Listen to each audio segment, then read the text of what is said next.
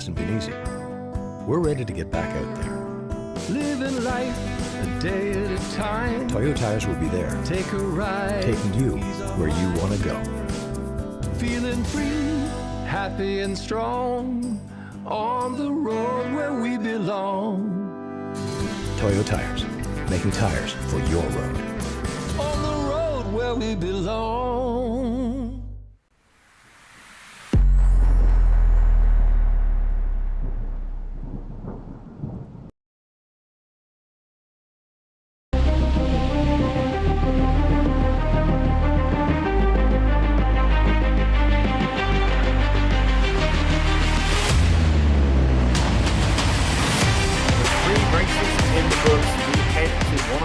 Breathtaking pieces of racetrack on Earth, Phillip Island. Fast enough to make the neck muscles scream, flowing in a way that rewards bravery and punishing anyone who dare show up anything less than fully dialed in. Bring commitment or this place will kick you into the virtual ocean. In Pro, Manise sits on top but not by much. Sykes is charging hard and Cardon Bev is right there.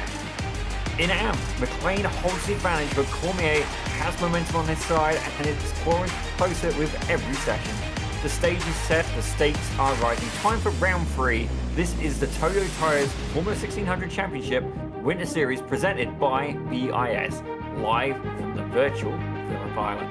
Ladies and gentlemen, boys and girls, hello and welcome to Pit Road Productions. Thank you very much for joining us. My name is Daniel Zippy Sound, and joining us in the production booth today, we're mixing up, ladies and gentlemen. We have the one and only Mr. Morgan Smith, who is currently on my right, and we've also managed to steal a guy called DJ, the one and the only, ladies and gentlemen, who is going to be working in production controls behind the scenes. Well, Mo, I just only got a little bit of information here for us about Phillip Island. Zippy, I am very excited about Phillip Island this evening. A template of speed, courage, and commitment this place. Tonight we take on just under 4.5 kilometers of pure momentum, rhythm, and high-stakes racing, perched on the edge of the Bash Straight. The lap launches with a plunge into turn 1, a blistering fast right-hander where lifting is optional. I will say bravery is mandatory. Nail the line, trust the arrow, and hang on as you rocket toward the southern loop. Along, tightening left that demands patience and throttle finesse. Get greedy there, and you're skating out to the grass with nowhere to hide. Then it's a full-on attack into Stoner Corner, one of the most fearsome bends in the world motorsport. Flat out, white knuckle, no second chances. Survive that and you're hard on the brakes for Honda, the first big overtaking zone. Deep lunges, late moves, elbows out, and this is where races can be made or destroyed. Feed the power through Siberia, building pace as the circuit starts flowing, then prepare for the blast toward Lukey Heights. Blind uphill and off camber. It's a corner that punishes hesitation and rewards precision. Over the crest, you're diving into MG, another passing opportunity. Miss the braking marker here and you're in some serious trouble. One last charge through the final sweeping left-hander. Hold your nerve, unwind the wheel, and fire onto the front straight with everything you've got. Phillip Island is not just a track, it's a proving ground. High-speed dance where commitment rules, mistakes bite hard, and only the fearless come out on top. Tonight, momentum meets madness, and only the boldest will triumph, Zippy. Well, what an absolute belt. Ladies and gentlemen, one of Reese Gardner's personal favourite tracks, because I do believe we are, in fact, in Australia. Ladies and gentlemen, by all means, I did fail geography, though. You can tell that obviously not my strong point. But let's take a quick look here at the schedule. Now, we started round 1 at Road Atlanta with, how on earth did I do that? I managed to get a podium there, ladies and gentlemen. But shouldn't focus on that. Road Atlanta was a good day for me, ladies and gentlemen. You can see there. And heading over to round 2, you can see here we went to Silverstone. Actually, Mo, you got to drive in that one with round 3 taking us to Phillip Island. Round 4 have us over one of the newer circuits in the iRacing service of Mexico City with round 5 of Alton Park. Absolutely fantastic circuit. Round 6 takes us over to the Netherlands, ladies and gentlemen, for Zandvoort, with round 7 being the BIS home track of Motorsport before closing out at the at round 8 for Brands Hatch.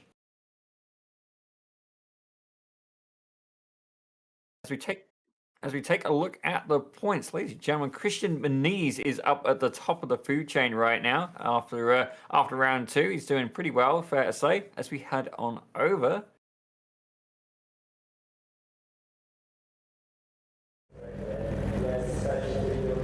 it looks like we are indeed going to a grid, ladies and gentlemen. Let's see, here we go. Definitely, oh, here you go, confirmation is indeed Australia, ladies and gentlemen. Melbourne, Australia, being advertised at this particular occasion. I've got to say, beautiful venue. Certainly, where's Reece Gardner when you need him, ladies and gentlemen? Certainly, he would indeed have some fun facts for us about that. But let's take a look here at your 23-car grid, as we are indeed going to be getting ready for 3 races of action here this evening, ladies and gentlemen. It's going to be an absolute belter.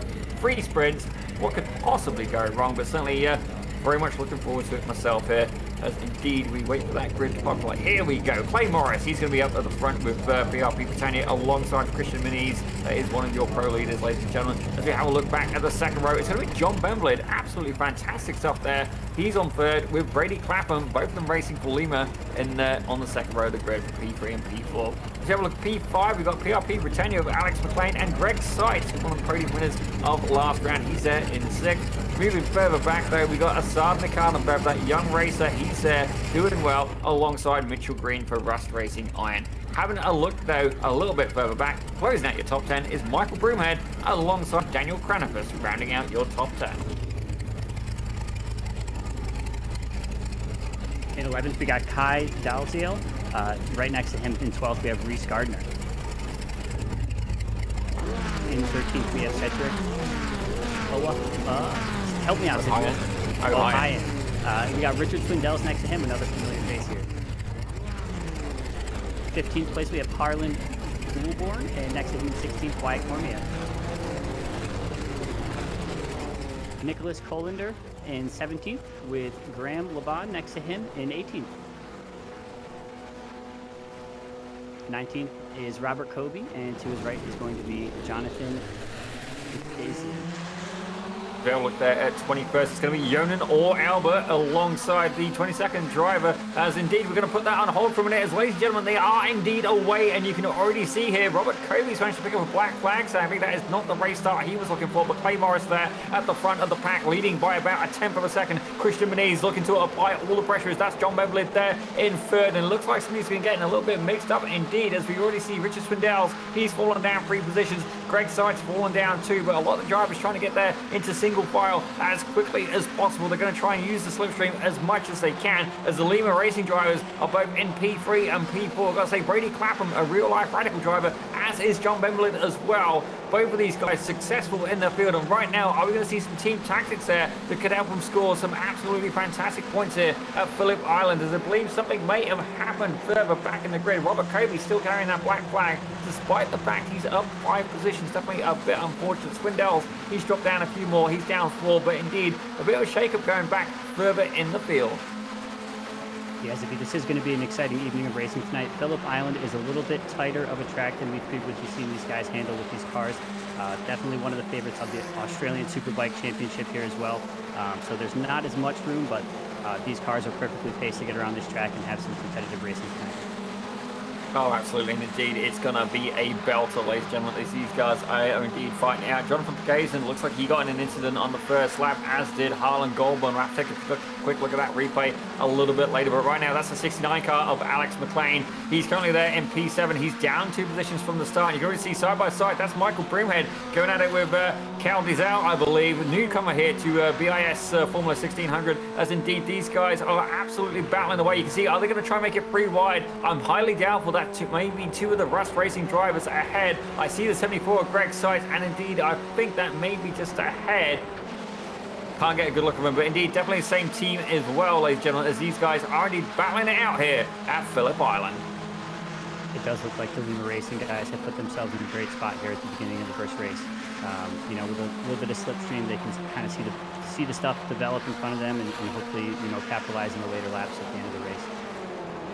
Absolutely, and certainly, yeah, you see Asana Carnaby going side by side there with the number 8 car, ladies and gentlemen, as I believe, number 8 car? 8 car, that must got to be Bemblid, ladies and gentlemen. Let me have a quick look here. No, yeah, it is Bemblid. My apologies. He's in P2, ladies and gentlemen. Absolutely fantastic stuff here. John Bemblid up there in P2. Robert Kobe there still carrying that black flag. He's definitely going to have to serve what I would believe would be a drive-through for that. But right now, Assad Nikanov, he's in 3rd place. He's made it up 4 positions from the start. Actually the hard charger in the field right now as he's trying to make it 5, as indeed he does. He makes his way past John Bembley, but for how long? That aggression can only carry him so far as John Bembley is indeed fighting back as Bev takes to the grass, almost makes contact on the rejoin, as indeed these guys are still going at it here as Christian Muniz currently down 3 positions in that 295 car, looking to try and make a move up on the inside. But don't get me wrong, Bev and indeed now Brady Clapham are still fighting for P3.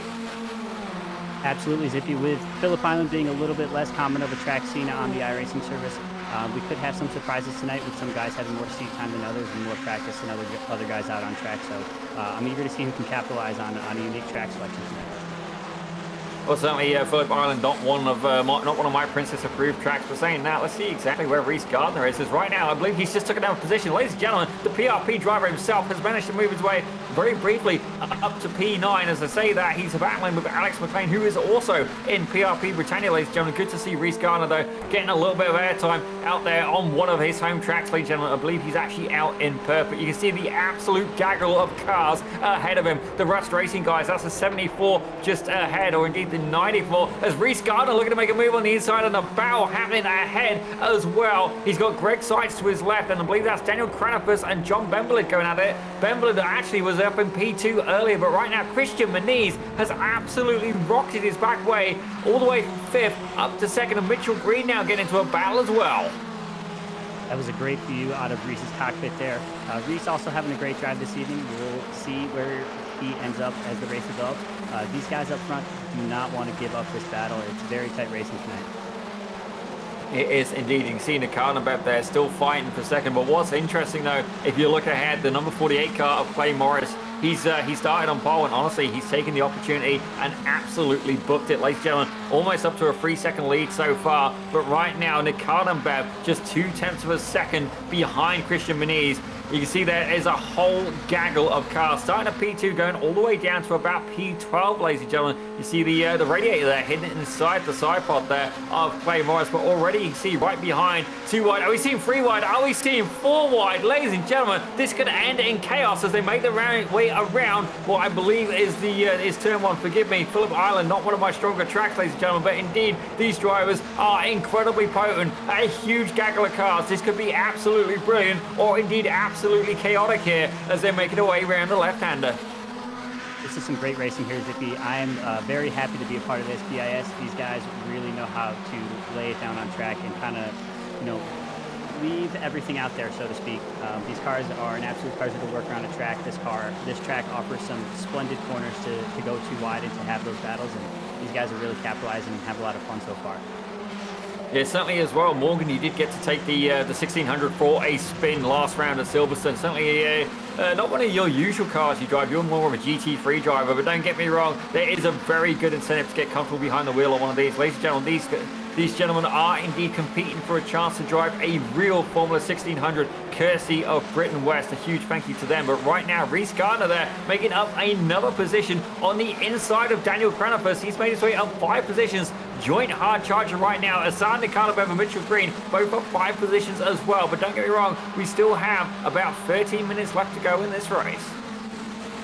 Yeah, Reese Gardner, the slow and steady climb through the pack here. Kind of staying in the slipstream, taking his corners wisely. If I'm not making a mistake, I think he did pass one that we introduced in the beginning of our broadcast as well. So only a couple major passing zones here where you're not going to give up too much time.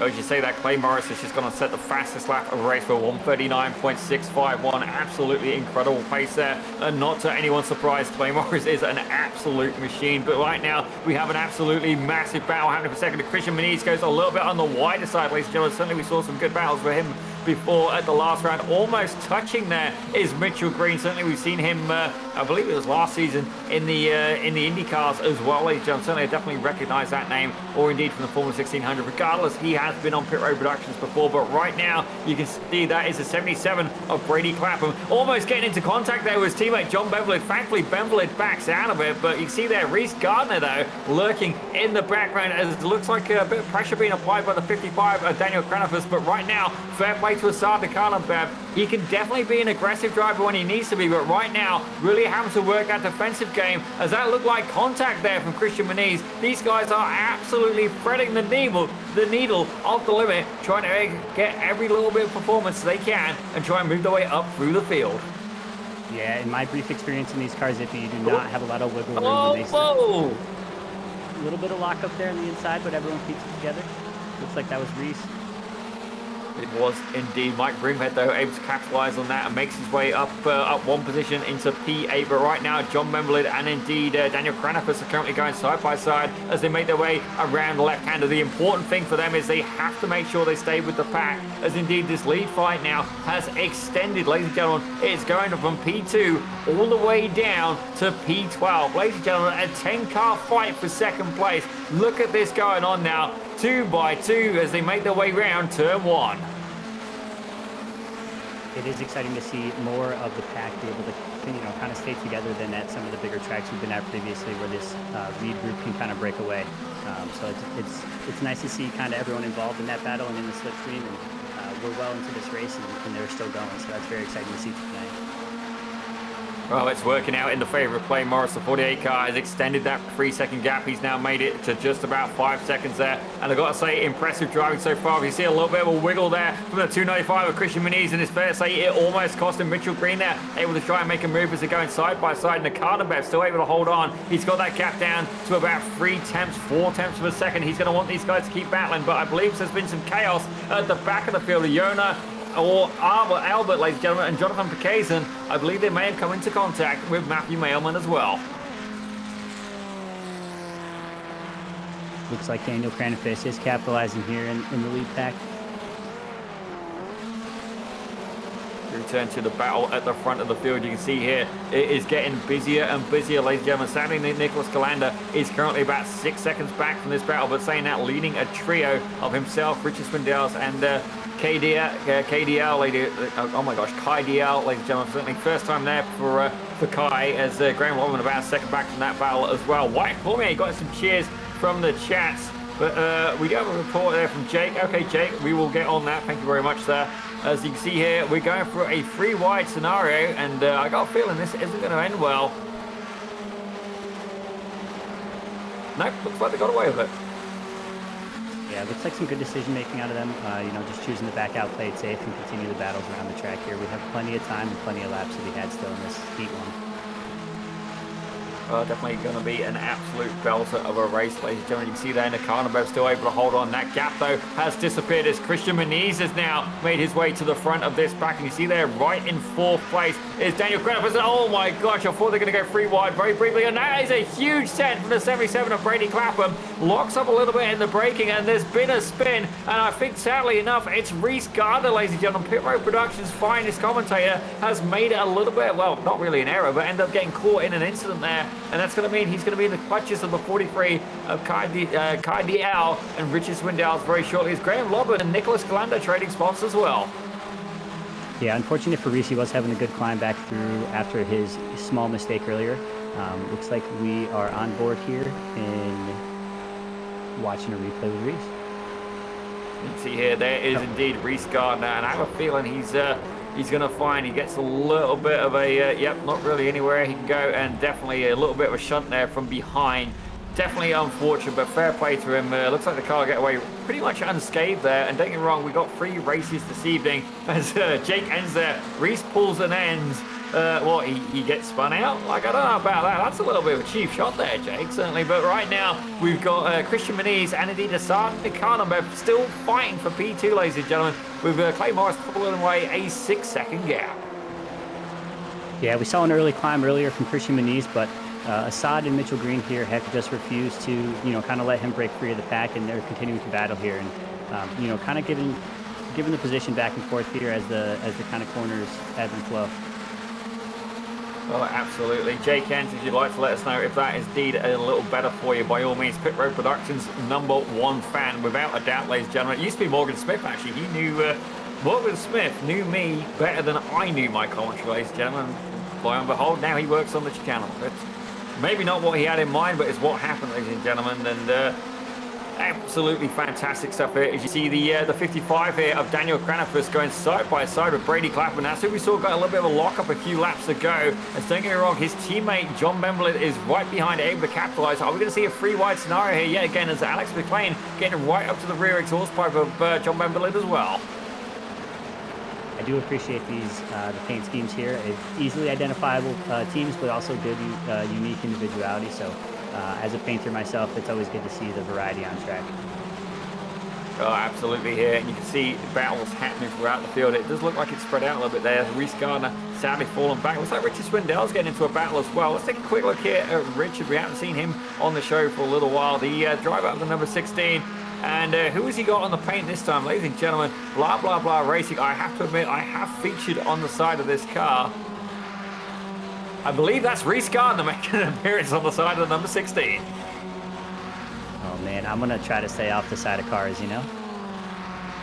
Yeah, that's definitely a good win here. But, yeah, Jake Ensbury will continue to work on that, as indeed the battle does continue for P2 all the way down to P11. Yeah, it looks like they have organized themselves into, more of a single file line here as the battles start to wane down. But these three up front really are just not giving way. Looks like no one's shy to lead and push the air clean for everyone else. So they're giving the position up and taking it back. It's really exciting to watch here. Well, I've got a feeling it's going to be the strategic play. Certainly, it's good to be in the lead, albeit I'll say the lead is pretty much checked out. 7.2 seconds, ladies and gentlemen. Clay Morris has left the chat, but right now Mitchell Green, he's at the front of this pack on the final lap, ladies and gentlemen. But is he going to be able to? Hold on to that? As Assad Nakanobev will be keen to make a move, as will Christian Muniz. Don't get me wrong, Muniz is currently back in P5, but he is definitely got some strategy in him. As you see, Assad Nakanobev there starting to think about putting the nose up on the inside, incredibly close. Not even a car length in it, ladies and gentlemen, as they make their way around the left-hander. This could be brilliant. This could be catastrophic. Muniz right in behind the 230 of Assad Nakanobev. Almost made contact there, heading around the long, beautiful left-hander. I gotta say, you can see the pit entry there, but it is going to be the end of the race very shortly. Clay Morris there, we're waiting for him to take the checkered flag. Ladies and gentlemen, pulled away by 7.158 of a second. Is indeed the battle continues here between Mitchell Green and Assad Nakanobev. It's going to be a drag race to the line, and I think Nakanobev just about got it, ladies and gentlemen. Absolutely incredibly close. 39 thousandths of a second in the gap there between second and third. Incredibly close there, as it looks like more battles happening there further back. A drag race to the line as well for the 16 and the 43. Richard Swindell's and Cal Diesel.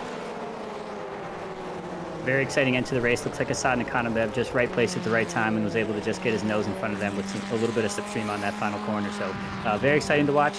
How do you think Zippy Clay Morris is going to fare with the reverse grid and trying to get past these guys on a tight track like this?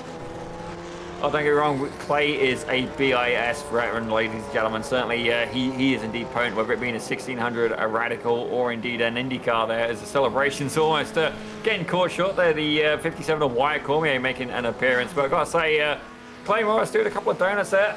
I think he's going to get through the pack just fine, but don't get me wrong, the first lap of any race can be absolutely hectic, ladies and gentlemen. It can be a time for great opportunity. It can be a time of absolute catastrophe, but we are indeed going to have to wait and see, as indeed we do appear to have one car still running on the track. I believe it's Matthew Mailman, but here is your results from race one. Clay Morris took the lead for PRP Britannia with Assad Nakanobev in second, leading an absolute gaggle of cars all fighting for second place. Mitchell Green took third with Christian Muniz in fourth, Daniel Cranafus in fifth with Greg Seitz in sixth and Brady Clapham in seventh.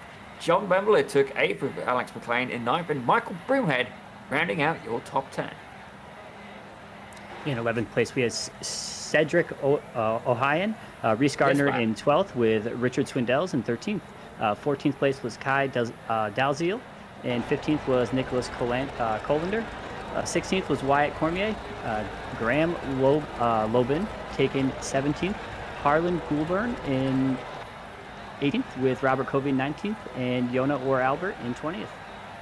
As we look there, 21st, Paul Casamanger got caught up in an incident, and as indeed Matthew Mailman and Jonathan Piquet, and certainly the racing rookies and the racing juniors for leaving the racing, not having the best round there in the F1600, but we are indeed getting ready for the grid. There has been an invert, ladies and gentlemen, so let's try and get that grid up very, very quickly, as Daniel Cranafus is indeed going to be starting on pole alongside Christian Muniz in second. Mitchell Green will take third, with Assad Nakanobev very potently placed in 4th. Back in 5th, so 5-car invert, ladies and gentlemen, is Clay Morris with Greg Seitz alongside in 6th. Moving back, the 77 in P7 of Brady Clapham with John Bemberlin in 8th. And in 9th, Alex McLean with teammate John Broomhead, I apologize, Alex McLean alongside Michael Broomhead, rounding out your top 10. As we have a look there at P11, it's Cedric O'Hyan alongside our very own Mr. Reese Gardner. Heading back to 13th is Richard Swindells alongside Kai DL, with 15th being taken by Nicholas Calander and Wyatt Cormier taking 16th. Back in 17th though, we got Graham Robin and Harlan Goldburn, and closing out your top 20 is going to be Robert Covey and Yona or Albert, with the last 3 cars of Paul Casamayor, Matthew Mailman, and indeed Jonathan Bacazan rounding out your 23 car field. It's a beautiful grid of 1600s, if you ask me, Zippy. Oh, it definitely is, and indeed it looks like we are indeed going to be getting ready to go. Ladies and gentlemen, I gotta say there's not too many series I tend to see that have the standing start, and I gotta give a shout out to Super Production Challenge, frankly, when they came over to Atlantic Canada here. We don't have standing starts over here, and indeed they did, and oh my gosh, it was hectic. I'm gonna have to get some video footage for you guys at some point, but it looks like Harlan Goldburn did not take to the grid, ladies and gentlemen, and away they go. Daniel Cranofus leading us away, and what kind of a start was that? It looks like it was a good one, as he's already pulled away almost 0.2 of a second away from Christian Moniz. Absolute belter, but it looks like John Beverly and Brady Clapham going side by side further back as Alex McLean looks to put a nose up on the inside of turn 1.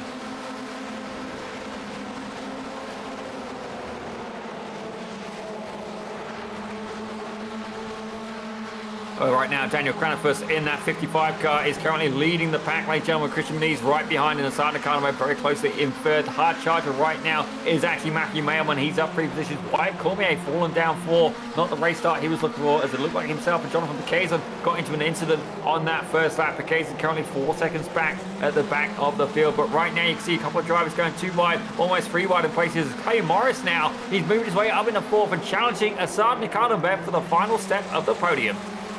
Yeah, Clay Morris holding a great line around the outside of a couple corners there, using all of the curb, finds himself in P3 here in another great spot for the second race.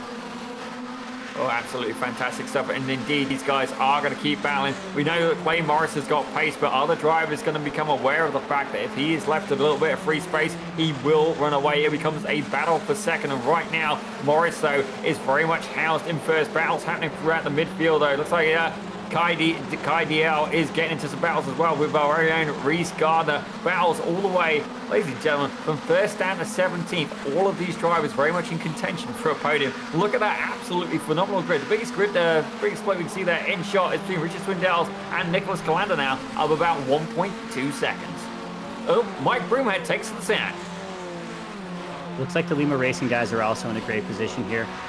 Safe in line in slipstream, with a few cars ahead of them to kind of judge the line and get their bearings throughout the race. As long as this lead pack doesn't break away too much, they'll be able to capitalize on later on. Indeed, as we go, welcome Alex Ellis to the chat, ladies and gentlemen. Indeed, one of the oh dear, that's not what Cranofus had in mind. Got a little bit of a tank slapper going, and absolute chaos there on the rejoin. Multiple contacts, ladies and gentlemen, and the Lima guys, and it just goes from bad to worse. Absolutely catastrophic incident there, as Daniel Cranofus has now received a meatball flag, understandably so. Let's have a quick look here at the replay. You can see going down there, just gets a little bit loose, no contact. Oh no, good neck code there from Clay Morris, my apologies. Gets a bit of neck code, rejoins, that's the 77 of Brady Clapham. Cranofus able to keep going. There's Richard Swindells alongside, but more because Robert Covey there diving in and out of the shot as the 77 rejoins of Brady Clapham. And indeed, I think we're going to see a bit more contact there. So there's Clapham. He goes for a ride, heads through the sand, and I'm pretty sure we had somebody get caught up on the rejoin as I got 4 cars with meatball flags now. As there's the 74. That's Greg Seitz who gets a little bit loose there, ladies and gentlemen. Able to hold on to it, and then more contact and honestly nowhere for Clapham to go as Cranofus rejoins. He just, for lack of better words, just gets made the meat in that sandwich. Not ideal, ladies and gentlemen. Definitely coming up for incident review after the race. Yeah, I know everyone's out there scoring their own points, but it's really unfortunate to see both Lima cars be impacted like that early on in the race. A pack full of drivers, but it looked like that car had magnets to those 2 green cars, so that's unfortunate for that team tonight. Definitely not the way that you wanted that race to go. Robert Kirby, I got to say, unlucky for him. He had a black flag in race 1, a meatball flag in race 2, and also one of the Pit Road Productions commentators. Somebody's just gone a bit wide there. I think that might have been Wyatt Cormier, ladies and gentlemen. As, yeah, definitely, or maybe even, sorry, my apologies, Cal DL there. As, definitely not the route that he was looking for in the number 43. And now he's got Alex McLean, who's going to be breathing down his exhaust pipe. Let's take a quick look here at the replay from the 43. You see that there's the starting bed ahead of them, and then the number 7 of Mitchell Green there. And, well, I've got to say, incredible battle so far. Tries to make a move on the outside and ends up just getting a little bit loose, a little bit of marble maybe on the track, a little bit of dust, and thankfully able to recover and catch it well, but definitely a little bit of a brown flag moment. Yeah, we can see some, some tire marks on some of these cars, and we know and have seen some of them be in the grass and in the sand traps here. So there's definitely some gravel on track as well for these guys to deal with, maybe a little bit of damage here and there. Still going to put on an exciting race, and it's going to be competitive here. The slipstream is tight, and the corners kind of keep these guys flowing and close together. So. Well, somewhere in all of that, ladies and gentlemen, Clay Morris has ended up getting caught in that. He has absolutely fallen through the order. He's down there in P12. I've got to wonder what happened, as I can tell you that John Bemblid and indeed Robert Kirby have cleared that meatball flag. Hopefully they'll be coming back out on the track, ladies and gentlemen, as I can indeed see speedo readings from them, so that's good news. But Clay Morris, he has been toppled from the top of the table, ladies and gentlemen, at least for this race. The We're a Tool sponsored car is currently back there in P12, as right now newcomer to BIS, Cal DL, is currently in 7th place, and also the hard charger with 7 positions gained. Yeah, it looks like Reese Gardner also with 7 positions. Kai moving up to 8 positions gained. Matthew Mielman actually back in P15 was having a great race as well so far. Well, that's Mitch Green there taking the scenic route through the sand, as there goes number 16 of Richard Swindell. It's definitely not what he had in mind, taking the scenic route, ladies and gentlemen, in the number 7. It may look like a traffic cone there, and that's frankly how Richard Swindell was able to avoid. But right now, his teammate, Greg Seitz, in the 74, has Reese Gardner. Hello, how did he get up there? Reese Gardner up there in P4, attaboy, with right behind him, I believe that is the lapped car of Robert Kirby, the Howler racing machine. You can see there a little bit of gravel there on track, which could indeed be making a little bit of a loose traction surface indeed. But right now, Asad Nakadamov is once again leading the pack there in second, as Christian Muniz has been able to run away. I do have to wonder, what is, is Nakadamov maybe missing a trick here? Should he maybe focus more on chasing the leader rather than defending the position he has? As right now, Christian Muniz is absolutely running away with it with a 1.4 second gap. Yeah, as if you can tell by the way these cars are wiggling in the brake zone and through the apex, that these guys are, pushing it to the limits and braking as hard as possible. So I'm not sure how many options they feel like they have out there, or what the fastest line is, but they may be just hanging on. You never really know on a track like this with, either the amount of practice the guys have or the amount of practice they were able to get in this week. Well, this is where strategy is indeed going to come into play. You can see Reese Gardner there lurking back in 4th, and indeed they've started to open up a little bit of a gap there to P5 of the 43. I honestly think Reese he'll think about the long game. He is naturally a strategist, ladies and gentlemen. As I say that, the 43 goes and posts the fastest lap, and oh my gosh, I can see why he snuck that one under the radar. Ladies and gentlemen, Cal DL with a very modest 6,081 iRating. Now, Morgan, I appreciate that you're a pretty decent driver in the sim, but it's fair to say both me and you put together are, we're probably not even 70% of the way there for his iRating. Yeah, that's definitely, a heavy-handed iRating. What I will say about the high iRating is it's not always about, specializing in a car to get there, or, there's a lot of paths to success as far as gaining the iRating, but the one thing it does demand, no matter what, to get a number that high in this game is commitment and practice and a lot of patience. So that this guy has the seat time and he's put in the work to get the skills that he has, and it's good to be able to watch him go out there and demonstrate it to the level that he is tonight, and it's a pleasure to have him here at BIS now. Absolutely, indeed. We have a absolutely beautiful collection of drivers, both from the sim and indeed the real world. Alex Ellis there making an appearance in the chat, a real world racing driver. He drives for, I think it's VPX Motorsport in a Porsche Cayman. Alex, by all means, you're still there in the chat. Let me know. VPX Motorsport, I believe. Forgive me if I've got that mistaken, but a good pleasure having there. Asana Kardamev, a real-world driver as well. Cedric O'Hine, leader of Lima Racing, and indeed one of the head sponsors over at BIS Radical Canada Cup, which actually there is a wait list for, ladies and gentlemen. Himself and John Bembley working on that car. Brady Clapham, real-life driver as well. I believe Graham Woblin is as well, but don't quote me on it. Certainly a good mixture. I have a feeling Harlan Goldburn may be a real-world driver as well. Ladies and gentlemen, we have a no shortage of them here in BIS and indeed on Pit Road Productions as well, with the likes of Connor Bell and indeed Swallow Almeida making appearances as well. But right now, Reese Gardner under attack from the 43. And it's fair to say that he's really got his work cut out for him. 6,000 I rating, as you said, Reese is, as you said, Morgan, sorry, is definitely no small number, but often you can find that there is almost a little bit of wolf in sheep's clothing. Now, Reese Gardner, I did not realize he was quite as highly rated as he is, and that's purely a compliment. But right now, goes, I think discretion is the better choice of valor, I think is what he would say in this scenario, and chooses to move himself back there into P5 and stay with the pack. Yeah, it doesn't look like he put up much of a battle, but as you said earlier, Reese is known for his long game, so he's thinking ahead.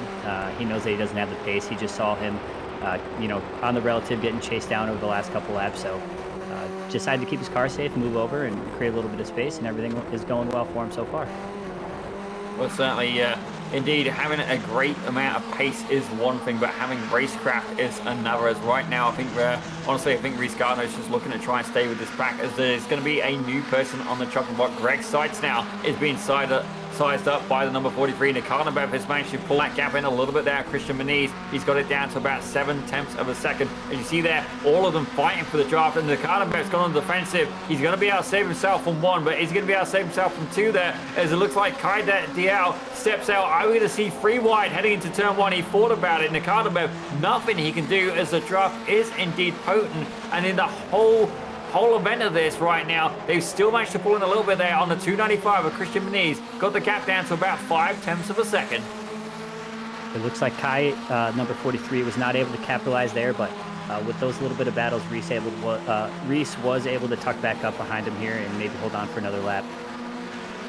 They're absolutely fantastic. So we see Alex McLean there fighting with everything he's got to try and catch up to the pack as well. His last lap, though, was a 140.648, so definitely falling back a little bit further behind. Not what we had in mind, as here's your race leader, ladies and gentlemen. He's going to be a great camera car for this, as indeed Greg Seitz and Kai DL are indeed fighting it for P2 side by side, ladies and gentlemen, as they make their way down towards the right-hander.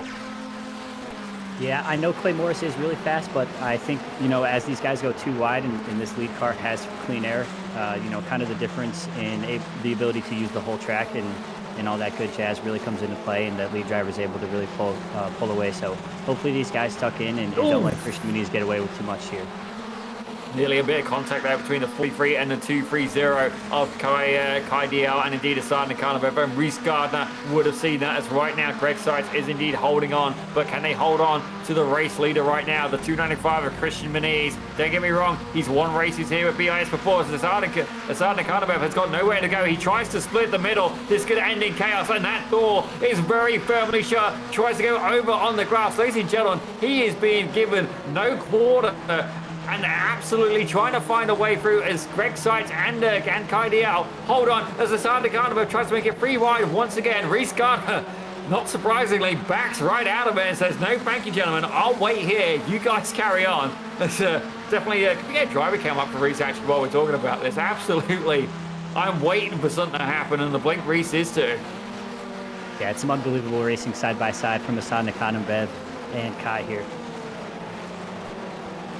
Well, indeed, the battle is indeed starting to spice up even more, as Nikarnabev now has, he's got Greg Seitz to play with, as it looks like Kai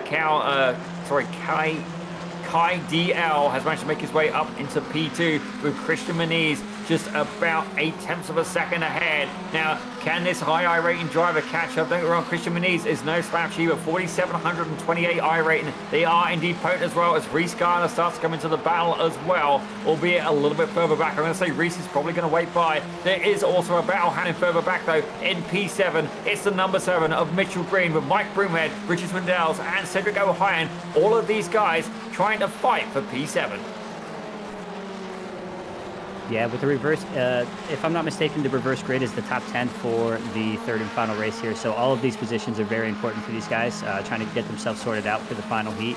They may not be able to catch up to that pack ahead of them, but they are going to battle these guys around them to the best of their ability to make sure they lock down good positions for the last and final race.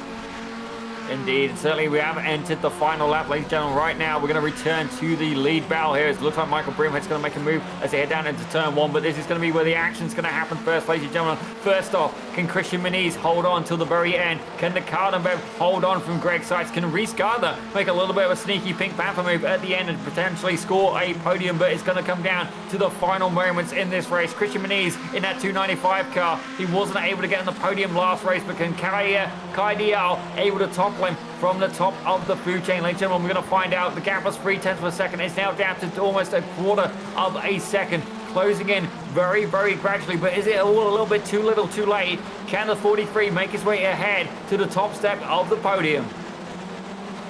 Yeah, and after Clay got caught up earlier, looks like he is in 11th place and not able to grab that top 10 spot for the flipping of the grid for race 3. So he's going to have another race trying to fight his way through the pack in race 3 as well. Well, indeed, we are in the closing stages of race 2, and you can see there the 43 is very much hot on the exhaust pipe there, the 295, as they go around the long left-hander. Catches a little bit of dirt in the sand, and I gotta say, that actually looked intentional at that point, able to get a fantastic rotation on the car, but not quite able to maintain the traction there. Definitely a little bit of a brown flag moment, but still able to stay there with the pack, as it's going to be potentially a drag race to the line as he goes to make a move up on the inside. Not quite able to get it there, but indeed applying the pressure. Christian Muniz, the gap down to about 1/10 of a second, ladies and gentlemen. It's going to be a drag race to the line. Is he going to be able to get it done? That gap falling and not quite able to get it done, as indeed incredibly close there. Aside the Cardenbev and Greg Seitz as well. 48,000 of a second on the line. Seitz almost there, able to snag a podium, but P3. But I've got to say, great driving there. Muniz able to hold on by 0.128 of a second. Further back though, Broomhead and Mitchell Green. Looked like Broomhead got it done at the line, ladies and gentlemen. If we get replay of that, that would be great. The 00 securing that pass into P7 by 52 thousandths. Incredibly close racing here as we take a quick look and see exactly how that went down. Phillip Island lending to some very exciting finishes here. Well, you can see here comes Broomhead. He's hot very much in the exhaust pipe there of the number 7 of Mitch Green, the Rust Racing Machine, as indeed Broomhead has indeed, he's carried the momentum, and it's going to be a drag race to the line right there in the slipstream. The Britannia iSports, Britannia sponsored car, ladies and gentlemen. It gets a better exit, and indeed it's going to be incredibly close. A drag race to the line as Broomhead able to secure it by about a wheel length, ladies and gentlemen. A new zippy unit of measure. It makes you wonder, Zippy, if Kai Dial had just maybe 1 or 2 less laps of some side-by-side action, if he would have been able to take the W there in race 2. But overall, gaining 12 positions, charging up to P2, it's a great result from him. Absolutely fantastic result. But ladies and gentlemen, here indeed is your results. Christian Muniz took P1 with Kai Dial in second, with Sardan getting third there. Greg Seitz took fourth with Reese Gardner, Pit Road Production Britannia in fifth with Alex McLean. We get some good points here, lad. In sixth, Michael Broomhead took 7th with Mitchell Green in 8th, and Richard Swindell for Blah Blah Blah Racing yet again, ladies and gentlemen, in 9th, and Cedric O'Hyan rounding out your top 10.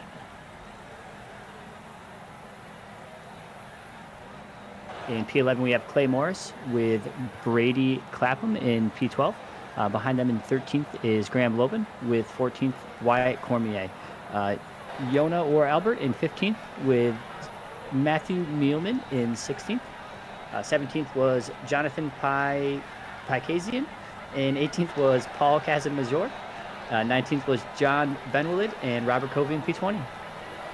As we look there at P21 was Nicholas Colander down 3 laps with Daniel Crenna. First we saw that major incident with him, the 55 for Rust Racing Oxide. Definitely not the best race for them, with Harlan Goulburn rounding out your top 23. But ladies and gentlemen, we have indeed managed to steal Reese Gardner for a quick moment. Reese, I've got to say, good job there, keeping up with the leaders. Tell us a little bit about this Phillip Island track. I know you've got some famous expertise.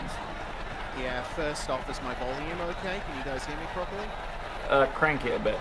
If you got it. Yeah. Crank it if you got it. Let me just get out of my chair, walk on over to my amp, and see what I can do about that. But yeah, in any case, turned it up a little bit. Is that better? That's better. That's much better. Carry on. All right, that is cranked. So yeah, Phillip Island is a track that I've been looking forward to for quite some time, honestly. Like, it is my home track on the schedule. I do live a few thousand kilometers away from the circuit, but you know, a home race is a home race. Yeah, it's difficult to strike that balance, right, between pushing and making sure that you stay in the draft and work together.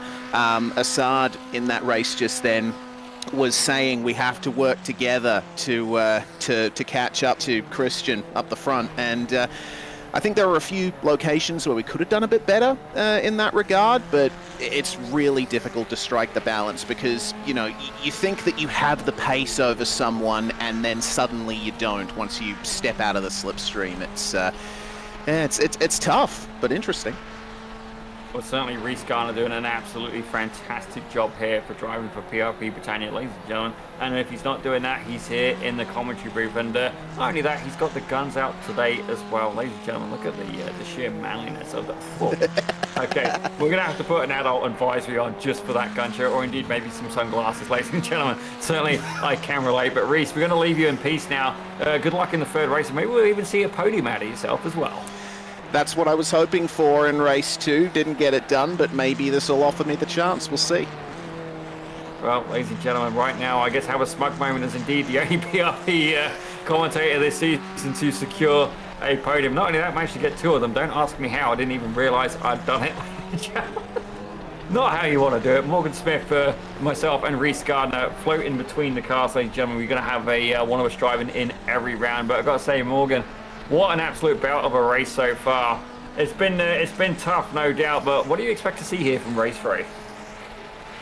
I'm pretty excited about seeing some of these guys climb through the ranks. You know, Clay Morris is going to be starting in P11, so he's going to have to figure out how to stay out of trouble. I know he had a minor incident there in race 2 that you know, he ended up paying the price for, not making that top 10 spot. So that's something exciting to see.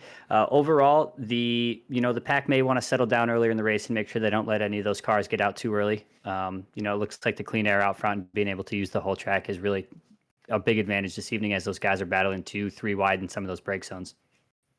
Absolutely, and certainly don't get me wrong, this is a beautiful thing about being in the broadcast booth. If they go 2-3 wide, it is entertainment for us, it's entertainment for you at home. Certainly Jake Kens, again, a huge thank you to you watching, Alex, and we've got Jesse MC5 making an appearance as well. Great to have you here in the chat. But I've got to say, absolutely fantastic stuff so far. Alex, actually, why aren't you racing this? You should be in here. What are you doing, man? Come on, get in here, Alex. We should have had you here. Certainly would be good to have you here as well. I guess you got the point. But certainly some good battles indeed. But one of the best things I love about the Formula 1600 is honestly, it's a car that, if you don't get me wrong, if you're not like top of the food chain, that draft does indeed give you an opportunity to fight with guys who are as such. And certainly we heard it from Reese as well. The Sarge is saying, you know, guys, we need to work together if you want to catch leader. And this is great. These guys are thinking about the strategy. But I do have to wonder, are we going to see any about that in race 3? Yeah, like we saw Reese let Kai Dial through in race 2 there. It is important, you know, maybe to acknowledge some of the pace you see on track and follow those faster drivers. I know when I was out on track with these guys in BIS, you know, basically every turn in point, every break zone, there was something to learn. Guys were taking speeds through different parts of every corner that I was going through with them. So it was just a pleasure to be out there with the guys and see so much of the close racing and actually be a part of it down there live on track with them. Absolutely, but indeed, let's take a quick look here at the warm-up laps happening right now. We haven't really had a good chance for an onboard lap yet. Maybe we can show that to the viewers at home. Indeed, we might have enough time in it. Maybe not. I think it's a 4-minute warm-up. As we see a car take to the scenic route, ladies and gentlemen. Ironically, the next one has patience written.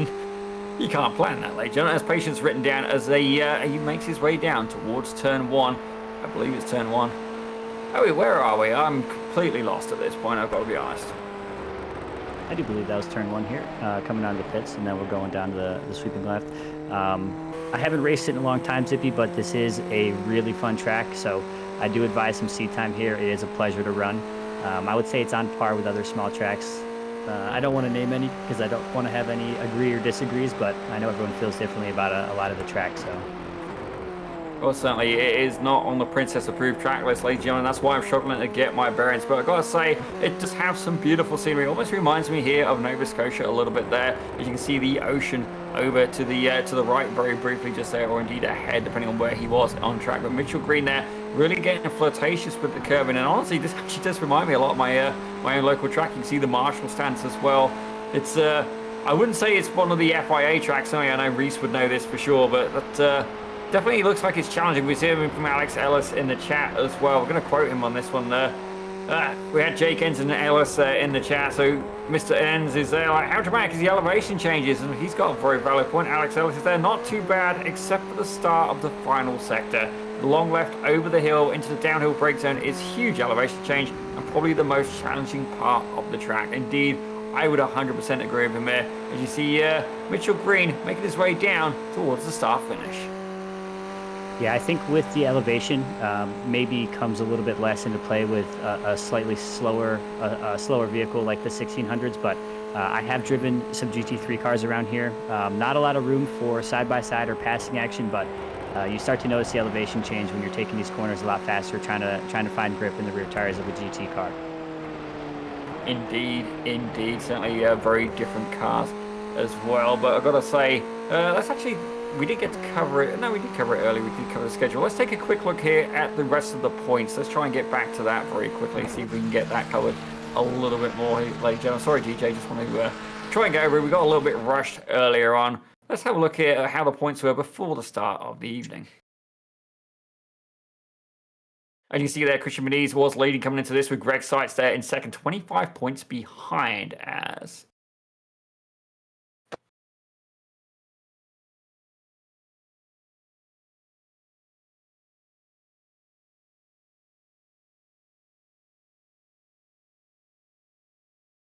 Okay, here we go. This is indeed the AM Championship standings right now. As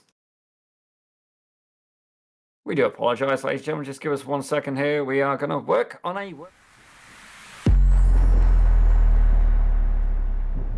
It looked like the leader for Pro and Am were both waving the Maple Leaf flag, sir. There we go. Here we go. We've got him paused, ladies and gentlemen. Christian Muniz is there at the top of the food chain with Greg Seitz, 25 points behind. Quite the gap there. I've got to say, he's looking good for him so far. Asad Nakadabev, though, very much getting into contention. Just 6 points between himself and Greg Seitz. Mark McDonald, sadly not here this evening. Previous BIS Formula 1600 champion. He's there in fourth with Daniel Cranner first. Only 2 points behind him. That rounds up your top five. But indeed, Mike Broomhead there, only a point behind. Incredibly close battles throughout as well. Logan Paxer, he's sadly not here today as well. Actually, neither Tyler Scaralli. I was expecting to see him here tonight as well. Hopefully, Tyler is indeed okay. But Mitchell Green will be able to capitalize on that and try and catch up and get a little bit of a points advantage there, as that is your Pro Championship. Ladies and gentlemen, we do indeed run a Pro and an Amateur class as we have a look at the Am class next.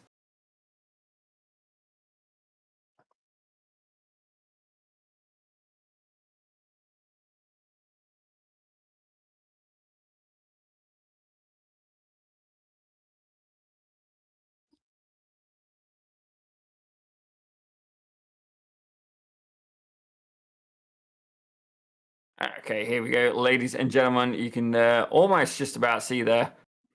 You see Alex McLean is at the top of the food chain with Wyatt Cormier in second. Robert Covey, despite the fact he's had a really rough day, he is there in P3.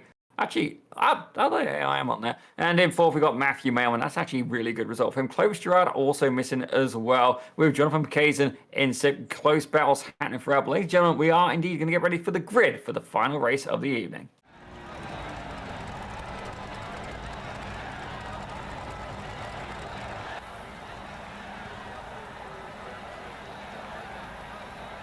Cedric O'Hyan is going to be leading us off in this one with Richard Swindells alongside in second, absolutely capitalizing on that invert grid. As in third, we're going to have Mitchell Green with Mike Broomhead, league admin, there in fourth. Over in fifth, we're going to have the one and only Mr. Alex McLean with Reese Gardner, Pit Road Productions finest. Great headshot as well in sixth. And then moving back to seven, Greg Seitz is going to be alongside Asad Nakadabev once again. Heading out to close out your top 10. In ninth, we're going to have Kai Dial with Christian Muniz starting at the back of your top 10. In P11, we have Clay Morris here. Bradley Clapham in P12 next to him. Moving back to 13th, we have Graham Loban and Wyatt Cormier next to him in 14th place. Taking the 15th spot on grid is Yana or Albert, and next to him in 16th is Matthew Millman. Jonathan Pakazian taking 16th place with Paul Casamayor in 18th. John Benwillet in 19th place, and rounding out the top 20 is Robert Covey. And then the character himself, Nicholas Kalanda, will be there in 21st with Daniel Cranafus alongside in 22nd. We're expecting to see him make some moves through the grid with Harlan Goulburn in 23rd. Well, I've got to say, Mo, I have a feeling this is indeed going to be a spicy one, as we are indeed gridding for the final race of the evening here at Melbourne, Australia. Ladies and gentlemen, it has been an absolute belter at Phillip Island. And I've got to say, I got a feeling this one's going to be a little bit more spicy, Reese. Creature habit, ladies and gentlemen. Indeed, I'm an old man at heart. I got a feeling this one's going to be a little bit spicier there, Morgan. As we've got John Beverly there in the chat as well, saying the best combo, been great racing. Indeed, that is exactly what we want to hear as the lights are getting ready to go hot. I'm excited for Mike Broomhead here to be up in the, kind of the lead area of the pack. I know he's had to deal with a little bit of minor incidents throughout the evening, so this will be exciting for him as well. Well, indeed, they are away, and that is a 5 wide, and I think that was a whole Lima Racing 5 wide as well. We're going to have to take a look at that a little bit later as I see some smoke, and that is somebody who's gone round very badly. I think Matthew Mailman may have got caught in that. I'm not quite sure. Don't quote me on it, ladies and gentlemen. As, oh dear, another car has absolutely booked it off. I believe that was Wyatt Cormier, as there goes the 36 there, taking the scenic route. Indeed, chaos, panic, and disorder, but right now, Richard Swindell is currently leading the race by about 1/10 of a second, as we see the 57 car of Wyatt Cormier going very much the wrong way on the track. Yeah, Michael Broomhead able to capitalize on the first few corners here. These guys still going 2 and 3 wide here. A couple of early incidents, but this lead pack still with plenty of drivers left to have a good race for race 3 here. And see there, Broomhead, he's definitely got experience here in the 1600, but right now he's got Mitchell Green right behind him. Green is going to be motivated. Broomhead able to go and take away a position from him at the end of last race by mere hundredths of a second, but right now Nakano Bev, he's currently the hard charger, almost a hard charger in the field. John Beverly got him beat there. Actually says Harlan Goulburn, he's up 7, but right now Nakano Bev up 5 positions, has got his way into P3. This could be an absolutely fantastic opportunity for him to get a race win, but Mitchell Green and Michael Broomhead are going to stop him from doing that there, as indeed is a battle for the lead all the way back, ladies and gentlemen, to P18. Incredibly close. Matthew Mailman, Robert Covey, Jonathan Pagazin, Wyatt Cormier, and Paul Casamayor all falling back from the grid. It looks like Kai Dial is starting to settle in here and begin his charge. He just took a pass on Reese Gardner here and continues to press forward, so looks like an early press out of him to gain some of these positions.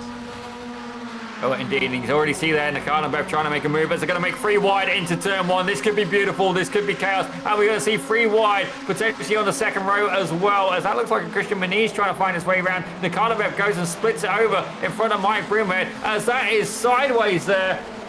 But I believe that was Graham Lobban, ladies and gentlemen, who just took to the scenic route, but we're going to leave that for there for the minute. Yep, indeed, it was Graham Lobban taking the scenic route, but right now, at the front of the field, Mitchell Green is currently leading the race by about 2/10 of a second, with Broomhead, Nakano Bev, and Kai Dial very much in pursuit. Yeah, it's important that Mitchell Green and Broomhead do not let Assad Nakano Bev and Kai Dial, through here. Those guys have a lot of pace, and they have the potential to work together to pull away from the rest of the grid. So it's important that Green and Broomhead kind of put up a wall here and hold the rest of this pack up if that's what's necessary.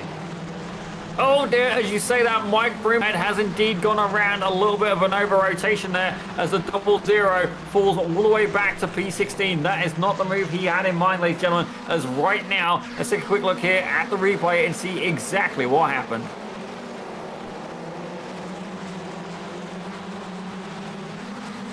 Look like a little bit of debris there, able to keep the 00 going as he makes his way down towards the left-hander.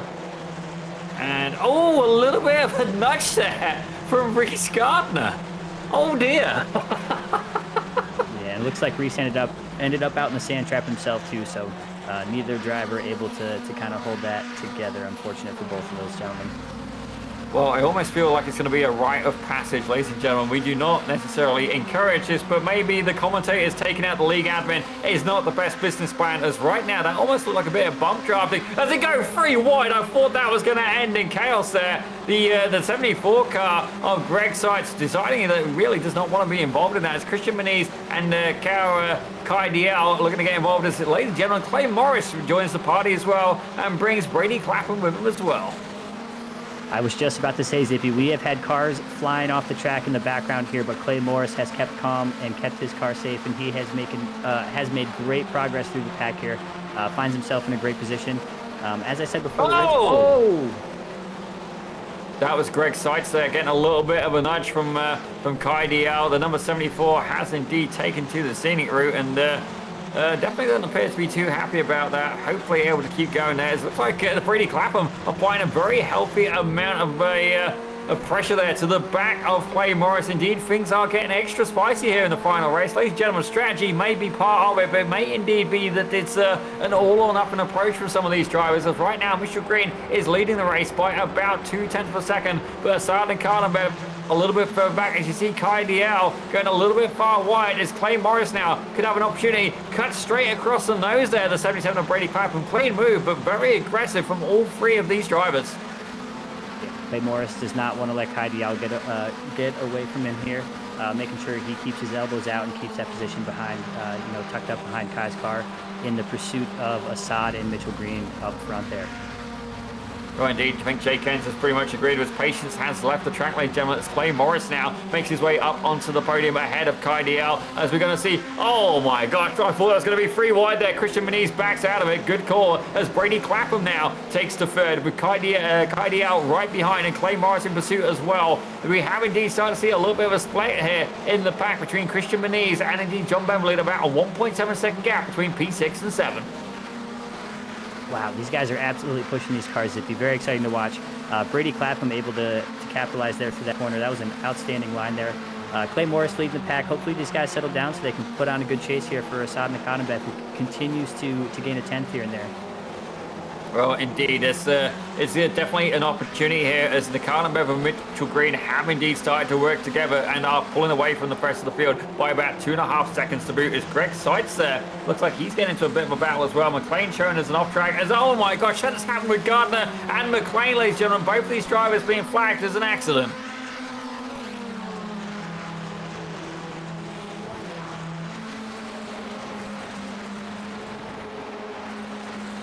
Well, we are indeed going to stay with this lead battle here, ladies and gentlemen, as right now Nakanabeth and Mitchell Green are doing their own thing about 2.4 seconds ahead, but you cannot split these guys by a hair right now. Clay Morris has made his way up onto the last step of the podium. Looks like a little bit of lap traffic maybe lingering around there as well. That's one of the Lima racing cars. It is indeed the 692, I believe. But let's find out exactly what happened to Alex McLean and Reese Gardner. You see Gardner there on the inside. There's McLean in the 69 car. Incredibly close quarters as they were flagged for an accident. It's going to be coming, ladies and gentlemen, as, oh, that's close. A little bit of a lock up there from Gardner and McLean. I've got to say, good attempt at evasion, but these two end up coming together. Yeah, unfortunate for Reese. I don't know too much about the technicalities of why that would happen, but the rear end came around and really nowhere to go for the other driver there. Well, ladies and gentlemen, a worrying side note. I have a feeling my girlfriend's just been talking to my parents for the better part of an hour. I have a feeling I should be concerned by this, but my cup of tea has only just arrived, so it's fair to say that I'm going to be up this evening, ladies and gentlemen, but fair play to her. She is now, for lack of better words, pissing herself laughing, ladies and gentlemen. I said that in Scottish, so we're all right, we're good. I don't know if... okay, I'm not going down that road. I was going to make a smart joke. But ladies and gentlemen, Pit Road Productions, the one and only... well, I guess I'm the boss of that one, so I guess I'll have to answer to it. We're getting sidetracked, ladies and gentlemen. It's been that kind of night, and indeed I did, for lack of better words, fall on my bumper earlier, to which she thought that was also hilarious. Certainly. Actually, Morgan, while we're off topic here, the last time you fell over, did Mrs. Mo find that particularly funny? The last time I fell over, Zippy, it was so devastating that there was no laughing to be had. It was just pain and silence. Well, big trees fall hard as we start aging here, I'll tell you what. Ladies and gentlemen, it's fair to say that we do indeed need a roll cage around ourselves at this point in life. We are both not even 40 yet, but certainly feeling like we're 50. But we're going to get back to the racing, ladies and gentlemen, as indeed we can see side-by-side battle happening further up through the grid, and that is getting very spicy there. Christian Moniz is he's getting into a battle here, but this is a battle further back, ladies and gentlemen. The 74 of Greg Seitz, I believe, trying to split the gap. Yeah, these Lima Racing guys are kind of putting a cap on the bottle here, trying to... Oh, no! Oh, dear. I'm going to have to leave this play-by-play to you. The commentator's curse out of me is real tonight, Zippy. That wasn't a curse. That was literally a point and shoot, Malganus. Damn it, man. You called it. As you see there, Daniel Cranafus goes and dives there to the inside. It looks like he moves back in. And as the 36 comes in, everything's looking good so far. There's Cranafus at the back. Tries to split the middle, and I don't think John Bemble had necessarily seen that he was coming there. Gets a little bit close. Maybe the spotter hadn't quite called it, and ends up getting tangled up. But fair play, that could have been a lot worse there. But able to continue there is one of the Lima Racing loyalists of John Bemble. Absolute legend, that man. It looks like Clay Morris, Christian Moniz, and Kai Dial here were able to take off a couple tenths out of the leaders, Mitchell Green and Assad Nakatambev. So I'm excited to see if they have enough time to capitalize, if they're going to continue to work together. Clay Morris is able to set down some good lap times here to make their way closer to those lead two. Yeah, certainly this is exactly what's happening at the front of the field right now. As Assad Nakatambev, it's fair to say he is going to work with Mitchell Green. He's not going to go for the pass, but come the last lap, I have a feeling it's going to be an all-out sword fight. Ladies and gentlemen, it almost is like P1 is going to be Captain Jack Sparrow, because indeed, you will row the day that you thought you had Captain Jack Sparrow. And certainly, indeed, people often ask me how I indeed got to Canada. Sea turtles, mate. But if we have a look a little bit further back, it looks like it's getting very juicy here for P3. Christian Moniz currently leading that battle, and he's got Kai DL right behind him with Clay Morris and Brady Clapham all applying a healthy amount of pressure, ladies and gentlemen, as we've got a black flag for Matthew Mailman. I suspect that may be incident points, because fair play to him. It's yeah, we're getting a little bit further through the race, and there was an incident as well, so definitely not the result he was looking for, but doing very well in the championship standings so far. Best we've actually ever seen him so far. Huge improvement from that driver. But right now, Christian Moniz, he does indeed drive a Formula 1600 in real life, if I'm not mistaken, has got Clay Morris right behind, and indeed Kai DL applying a healthy amount of pressure with Brady Clapham now making a move up on the inside of the 43. Even with these battles going on, P3 through P4, 5, and 6 here, they have taken another 3 to 4 tenths off Assad Nakatambev. So they are going to catch those lead two. Hopefully, we'll be in for an exciting battle for all three spots on the podium. Well, indeed, as Cedric O'Hine has picked up a black flag, I have a feeling that these stewards are not really feeling the love for the Lima Racing cars at the minute. That almost seems like well, not favoritism, but the opposite of it, ladies and gentlemen. But right now, Richard Swindell is keeping a quick eye on him. He's going to get into a battle as well with Greg Seitz ahead and Daniel Cranafus right behind as well. I do have a wonder if we can steal Richard as well. Mr. Swindells, are we able to steal you while you're in a battle, or would you rather we leave you to your own devices? You can give it a try. Well, ladies and gentlemen, driver of the number 16 car is Richard Swindells. Indeed, he's got a carbon fiber paint, the blah blah blah racing machine of Reese Gardner has indeed had a remake over during the interval. But I gotta say, Reese, you got two very much a heavy hitter here, as the guy behind you has just set the fastest lap of the race with 139.679. He's about a tenth behind. What's going to be your strategy here to try and secure some positions in this race? Realistically, I'm stuck in between two guys that are far better than me. I'm just happy to be battling with them, having a great time here. Well, indeed, certainly going to wish you the best of luck. Phillip Island, nope, you have still got Reese on the side of your car. Phillip Island, not the best track for myself. It is not on the Princess approved list, but I've got to say, Richard, you're doing very well. Do you think that these two potentially could battle and even take each other out, and therefore leave a door open for you to maybe move up into P7? Well, it's not like I haven't seen that already this race. Daniel, it's been kind of hectic ahead of me. I've just been avoiding crashes, trying to stay in the draft. So I love Phillip Island. I don't think there's a better track combo with this car. Gives everybody a chance as long as you keep on the track. So we'll see what happens in the next lap or two. Well, certainly got red points there. Actually shared by John Bemble as well. But Richard, while I've got you here, Ben, before we let you go, there is a particular phrase that I always feel that you're famous for. I'm hoping you can remember the one I'm thinking of. But Richard, what is your race strategy here? Hey, I may not be fast, but I last, and I'd just like to give a shout out. You always say I'm the oldest guy in the league, but I'm pretty sure Greg Seitz is older than me up ahead, and he is fast. Well, indeed, with age comes wisdom, ladies and gentlemen, and indeed, Greg Seitz. Yes, indeed, Greg Seitz absolutely got Daniel Cranafus up his tailpipe. But Richard, we're going to leave you to it. Thank you for popping in. Well, it's fair to say he's got his hands full, ladies and gentlemen, as he's currently back there in P9. Daniel Cranafus and Greg Seitz going at it, as indeed this pack has got a little bit bigger there. Indeed, P3 down to P6. Maniz, Clay Morris, Kai Dial and Brady Clapham have indeed been working together there and have caught up to the back of the Cardinal and indeed Mitch Green. So we're going to see a six-way fight here for the lead of this race as we are now on the final lap. Yeah, I wonder as these guys start to creep up here if Nikonenbev is going to lose some of his patience here and start making some moves on Mitchell Green, which honestly is just going to result in more opportunity for Maniz and Morris and Kai Dial behind them. So. You can see there last lap, you've got to try and get the move done as Ricardo Bev has now decided to go on the attack. And indeed, he's there on the inside. Can he carry the momentum? Almost touching there, right front to left rear, as indeed Christian Maniz is looking to apply the pressure as well. This is where the draft is going to come into play. It's Clay Morris going to be too far back to be able to capitalize and find his way to the top of the podium. Will Kai Dial be able to go and snook at all of them and make his way to the top step of the podium as well? But right now, it is indeed on in the closing stages of this race. Mitchell Green in the number 7 car has got an absolute onslaught of competition behind him. Hassan Nikonenbev, a real world racer, a BIS regular, as it's going to be a drag race to the line, and Nikonenbev has just about got the edge. Christian Maniz able to stake one away as well. Wow, that has got to be the closest. Oh my gosh, the closest. We didn't need a replay of that. The closest finish I think I've ever seen here in BIS F1600. That is absolutely incredible. As I have a look there, so Clay Morris. We got to have a look at this almost in slow-mo. Can we get a little bit further out on the camera as well, please, CJ? But absolutely incredible. You look at this, ladies and gentlemen. On the line, here goes Maniz up on the inside, but you watch Clay Morris as well. Absolutely incredible. So Nikonenbev's got it pretty much slam dunked. Oh, nice camera work. And Clay Morris, that's close.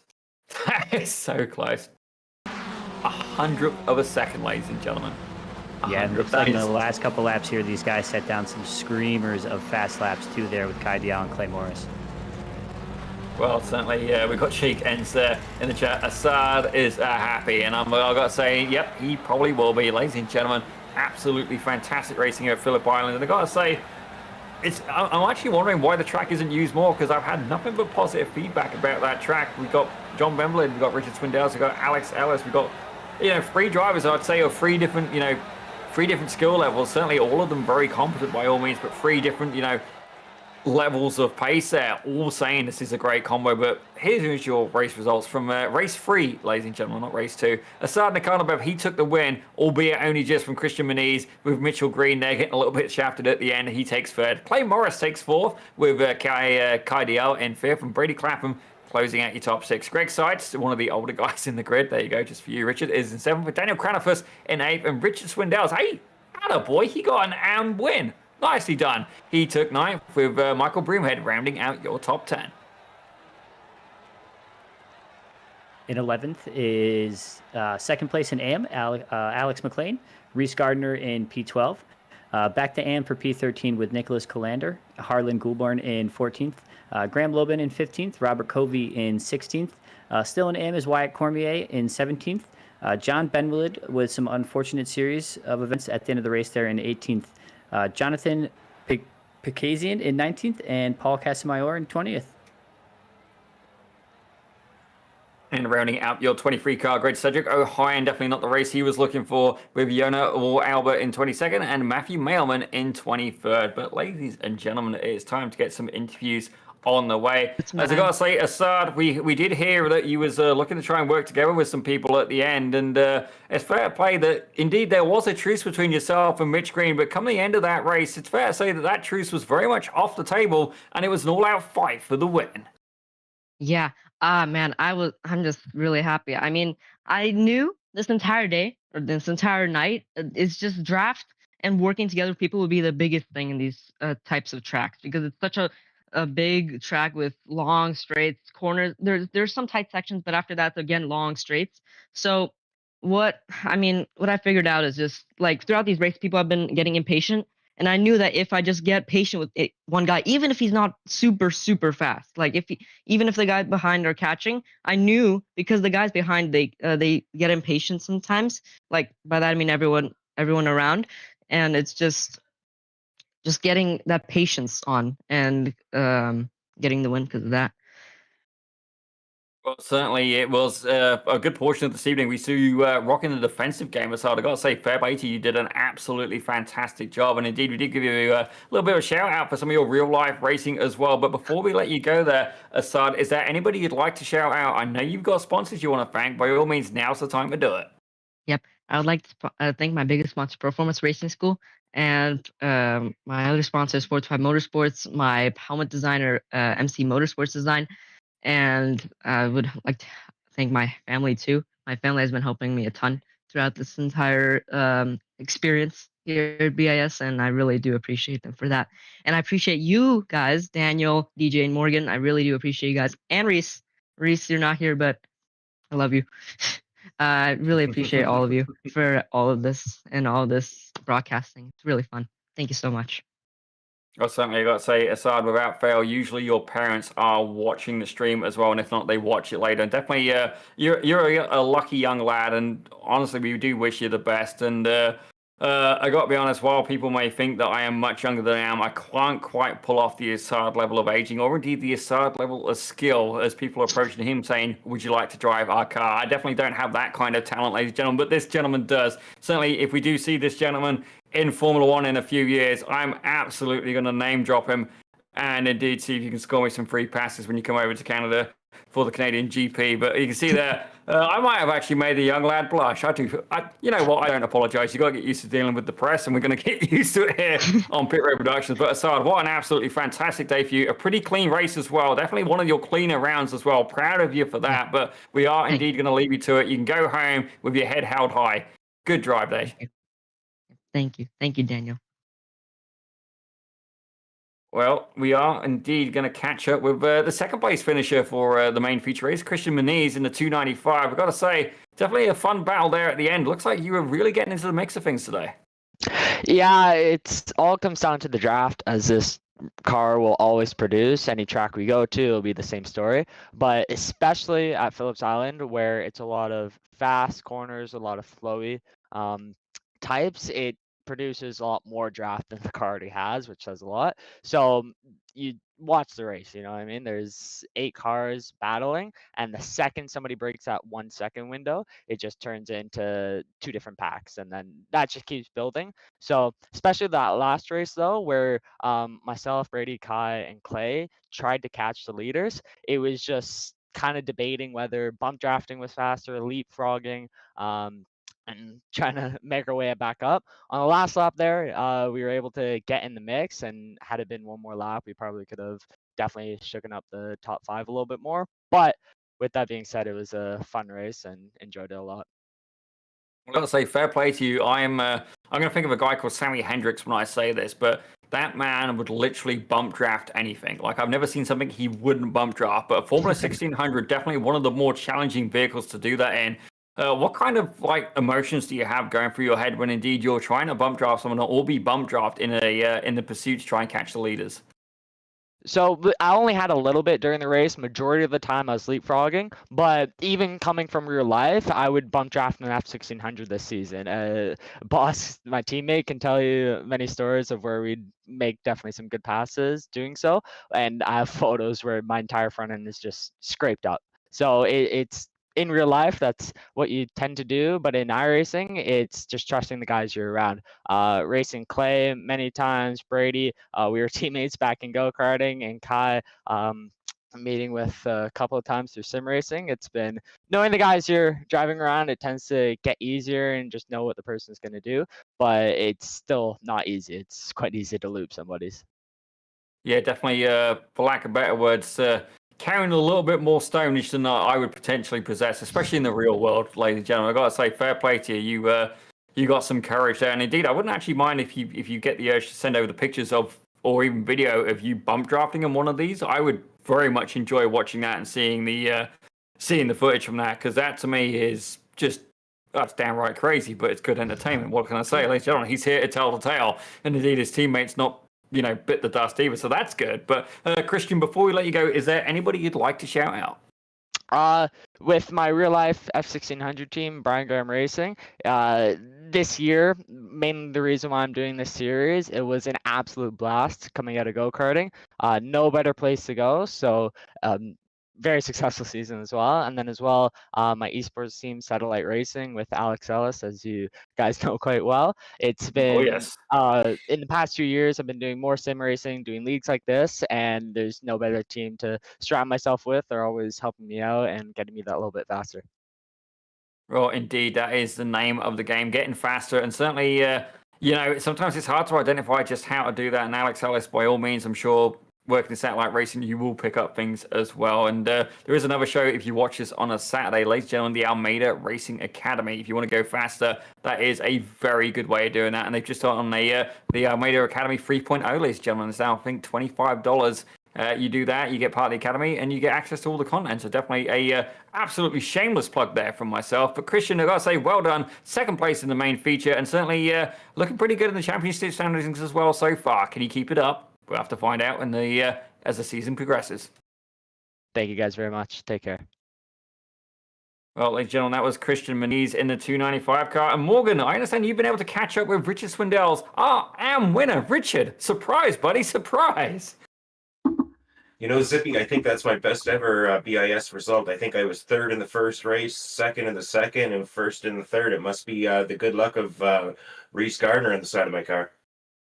Yeah, absolutely fantastic night out of you tonight, Richard. How do you feel about taking the AM win in the last and final race there? Did you expect results like this? Do you think it was just, you were kind of just biding your time and it was always going to happen, or do you think this is kind of a surprise? I think at Phillip Island, it's a lot of it's the luck of the draw. I happen to get fortunate by starting second. It's only my first race in I guess the last month, and before that it was a month before that. So a little out of practice, but I'll take it. It was hard fought, and I stayed in it. I didn't crash, so it's all good. Yeah, and how did you feel about the 1600 getting around Phillips Island? I know when we spoke to you in the middle of the race, you said that the track kind of provided everyone an opportunity, and I kind of spoke to that a little bit as well. I thought it was great to have so many cars racing together and in each other's slipstream. So how did you feel about the track tonight and, the elevation change, to comment on some of our YouTube commenters? Yeah, it's just a great combo. I mean, the drafting, the corners, the off-camber corners, like it's a track that allows a 1500 iRating driver to be competitive against a 6000 iRating driver on different corners. Because as long as you stay in the draft, you've got a chance going down into corner one. You can hang with them. So it makes it kind of fair for everybody. But you got to be careful, because if you go on the outside or on some of those corners, you're going to sweep off, go off into the grass, and fade off into the, I assume, oceans of Australia. Yeah, I know that you had a good view of some of those incidents that you're speaking of. So, well, congratulations on the good results tonight. Do you think you're going to be able to carry this momentum into the next race that you take here at BIS? Hell no, but I'm going to try, and I'm going to have some fun. I'll be back in the mid-pack, probably battling with my buddies Nicholas Collender and other guys like that. But every now and then we pop up towards the front, us and Cedric O'Hyan. So it'll be fun, and really appreciate what you guys do. Thanks a lot to Zippy, and it was fun having Reese out on the track, and thanks for filling in, Morgan. We're glad to have you. Absolutely. Thanks so much for having me as well, Richard. It was a pleasure to see you out there, and good racing tonight. We'll see you next time. Good night. Well, ladies and gentlemen, I've got to admit, I'm going to be sending Richard a little bit of a clip from that interview a little bit later. Certainly, we do enjoy to have a good laugh, and I put it in the chat as well.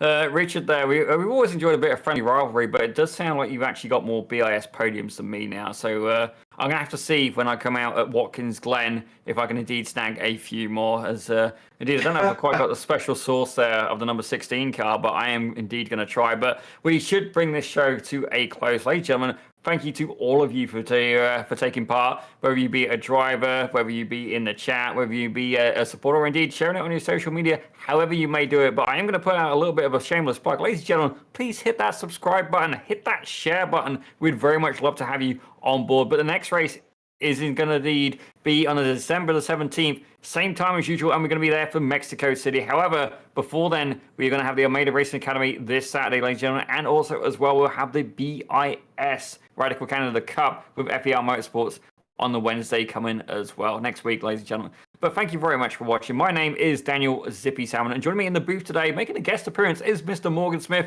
with GJ working the production controls. Thank you very much for watching, and we will see you next time.